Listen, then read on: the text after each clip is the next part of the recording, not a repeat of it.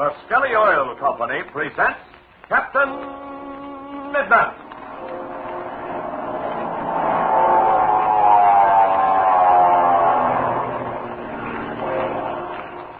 Captain Midnight, brought to you every day, Monday through Friday, at this same time, by the Skelly Oil Company, Skelly jobbers and dealers. Say, would you like to show your dad a trick about driving a car in cold weather? Well, here's a trick about cold weather driving that a lot of drivers don't know. You can often save your battery from the strain of cold starts if you throw out the clutch before you step on the starter. Now, you got that? Throw out the clutch before you step on the starter. The reason is, with your clutch out, your starter has a lighter load to turn over, and it doesn't strain your battery so much. Now, that's a trick worth knowing and worth telling Dad about. And here's something else equally important. To save strain on your battery, use a weather-right gasoline. A gasoline that's fitted to your weather to give you fast starts under your weather conditions. And say, here's a tip. Skelly tailor-made Aeromax gasoline is weather-right. It's tailor-made for all the different parts of the country where it's sold, so it will always fit your weather. That's why you can depend on Skelly Aeromax gasoline to be weather-right, to give you quick starts and real performance. If you haven't tried it, just tell Dad to fill the tank with Skelly tailor-made Aeromax tonight. Say, I'll bet he'll be surprised to see how fast you start with gasoline that's weather-right. And you fellas and girls who are listening, please tell Dad and Mother this for me. They want a gasoline that's weather-right, I know. They want the fast starts it gives. And they'll be glad to know Skelly tailor-made gasoline is weather-right. And I'm sure your Skelly man will appreciate your telling them. After all, it's your Skelly man who brings you this program. And I know you appreciate that.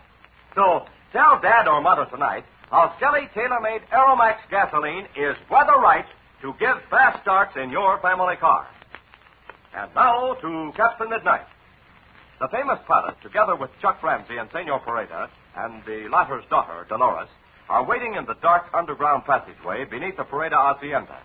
Directly above sits Ivan Sharp, who is informed by his servant Fang that the black-seated plane taken by Captain Midnight has made a landing in the pasture behind the hacienda. Suspecting that Captain Midnight may at this very moment be in the underground passageway with Senor Pareda, Sharp quickly orders Fang to extinguish the light. Then he orders in a low voice, "Stand where you are, Dardo. And you, Fang, listen carefully to me. Yes, Master? We will keep our voices low. You both understand that Captain Midnight and some of his friends are probably in the underground passageway. Perhaps, Dardo, he is coming up the stairs to the secret door of this room this very moment. Yeah, we can't get him. At last, Captain Midnight has become too bold. His very courage will prove his undoing. Now then, Fang, you will leave the room as silently as possible. You will gather as many men as you can, and you will surround the exit of the passage in the barranca. If Captain Midnight and his friends come forth, they are to be riddled with bullets. Yes, Master. Shall I go by big door? No, Fang. You will go by my private door, the one I had constructed. I will press this button and open it for you. Yes, Master. Captain Midnight got away once. He will not get away second time. Thanks God, Chief. Yes. I will close the door. Hey, it's awful black, Chief. We won't be able to see Captain Midnight if he does come in. Dardo, what is that glow in your hand? And I can smell it, too. You nincompoop. Haven't you any more brains than to be smoking a cigarette? Well, I was so excited, Chief, I forgot to put it out. It almost burned my fingers, too. I'll put it out now. You ought to have your hand burned off. Well, what are you going to do now, Chief? We are going to sit here, Dardo. You have your gun? Oh, you bet I have, Chief. It's right here in my hand. And resting across the desk, Dardo, is my special large caliber repeating rifle. Well, don't forget, Chief, that secret door of Paredes doesn't make any noise when it opens. Do not worry, Dardo. I shall know the instant it moves. Well, shall we start shooting when it does? No, Dardo. That would be very foolish. You must wait until they are well into the room. Too far in for retreat. Yeah. Hey, why not capture Captain Midnight alive? And what good would Captain Midnight be alive? There's no reward on his head. And every second he is alive, he is a constant threat. A constant danger to me. With Captain Midnight dead, the only remaining shadow over me will be lifted. Then, Gardo, then the world is mine. Okay, Chief. You give me the signal, and when you do, we'll get him. And we'll get him quick. Yeah, then, Gardo, will be our plan. The light we use to question Senorita Pareda is still in the same place. When I snap on the switch, a blinding glare will throw the far side of the room into white light, while we will be in the shadow. Yeah. What a setup, Chief. This Captain Midnight's as good as dead right now. Yes, Gardo. For once in his life, Captain Midnight will be surprised. And this will be the final surprise of his life.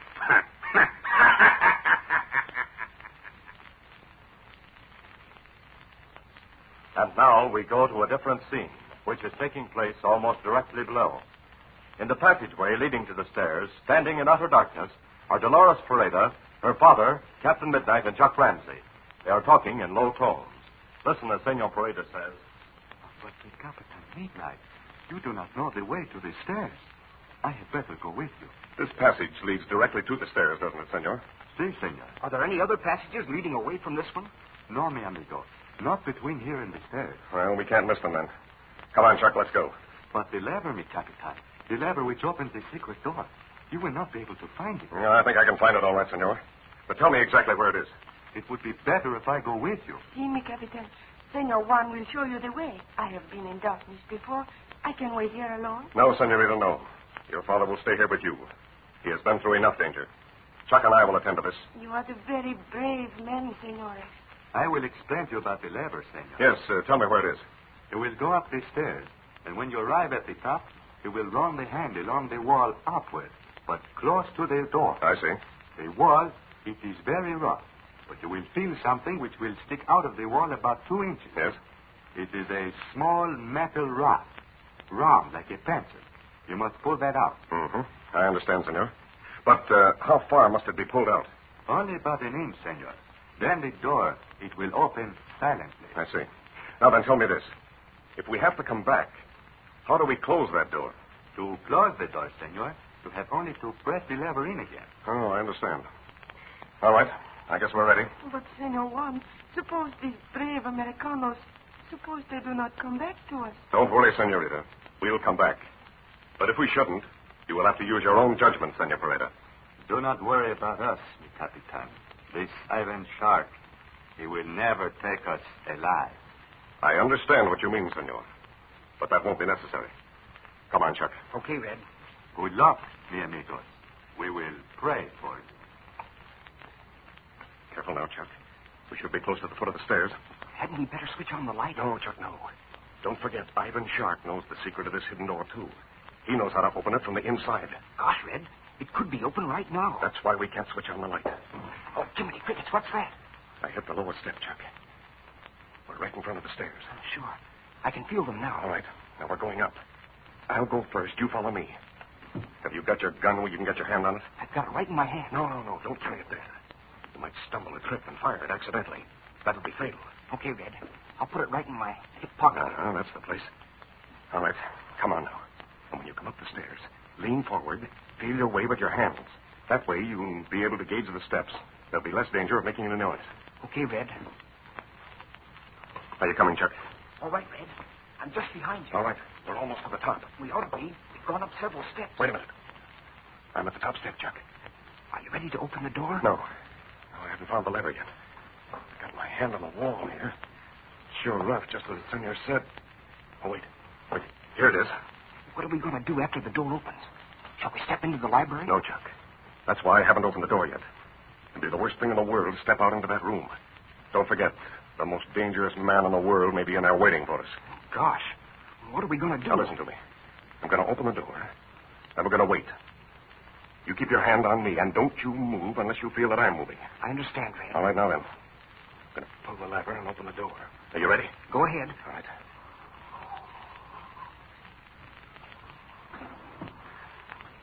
Well, Chuck, that's that. You had the door open, then you closed it.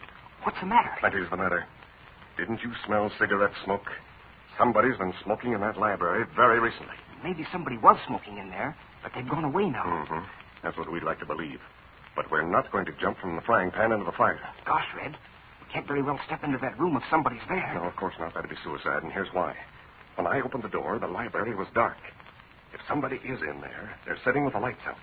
And if anyone is sitting in there in total darkness, they have only one purpose in mind. They're waiting for us. How in the world are we going to find out whether anyone's in there? I know what we'll do, Chuck. I'll perform a trick which I've used several times to great advantage. What is it? Can I help you? No, Chuck. You don't have to do anything at all. Just stand right where you are. Gee, Red, you're not going into that room, are you? No. But I'm going to throw my voice in there. Through your voice? Yes. If you and I actually went into that room, and I was talking to you in low tones, my voice would become louder and more distinct, because we would be getting closer to them, understand? Oh, that's what they call ventriloquism, isn't it? That's right. Now, here's what I'm going to do.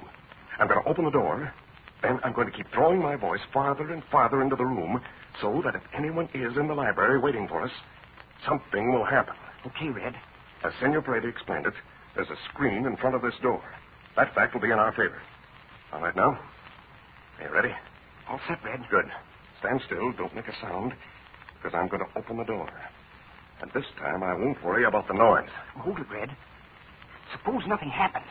Well, in that case, I'll move forward into the room. You holding on to me will follow, understand? But suppose someone is in the room. Well, that depends on what they do. We'll have the advantage, because they won't know where we are. All right. Quiet now. I'm opening the door. Then I'm going to throw my voice. Well, Chuck, this must be the library, all right, just as Senor Brady said. The main door's on the left. The desk is at the other side of the room on the right. Good. We're coming along fine now. All right, keep close to me, Chuck, until I find that light switch. It should... Well, doesn't seem to be near the front door. I guess it must be on the other side of the room. Oh, wait. Hand me your flashlight, Chuck. I'll have to use that. All right. Now. Here's the light, Otto. Let them have it. This is one time, Captain Midnight, when you won't escape. Well, Captain Midnight's trick has worked. What will he do now? With both ends of the underground passageway guarded by enemies, the brave little party of four are in dire peril. What will happen next? Tune in tomorrow to Captain Midnight.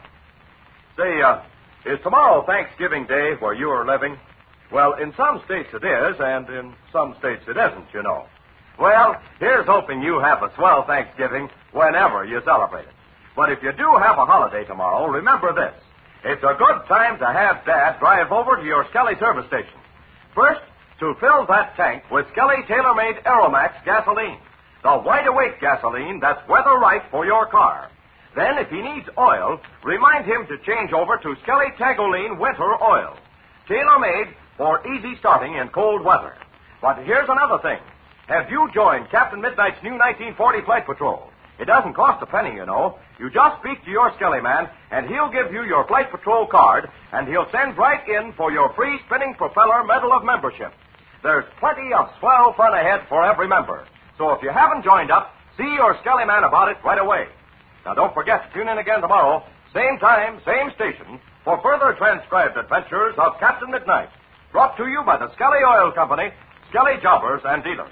Until tomorrow, this is Don Gordon, your Skelly man, saying goodbye and happy landing!